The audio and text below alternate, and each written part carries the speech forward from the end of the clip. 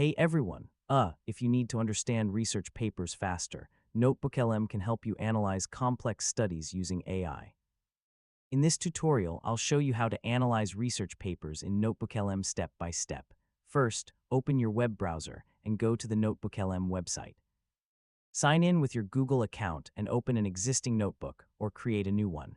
Next, upload the research paper you want to analyze. NotebookLM supports PDFs, Google Docs, and other compatible document formats. Now wait a few moments while NotebookLM processes the paper and indexes its content.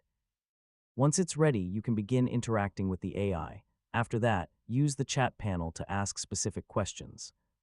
For example, you can request a summary of the paper, explain the methodology, identify the key findings, or clarify difficult concepts. So if you're comparing multiple research papers, upload them into the same notebook. NotebookLM can help you identify similarities, differences, and recurring themes across the documents. Next, ask the AI to explain technical terms, summarize each section, or generate study notes based only on the uploaded sources. Finally, review the AI's responses alongside the original paper and use the provided source references to verify important details before using the information in your own work. And that's it.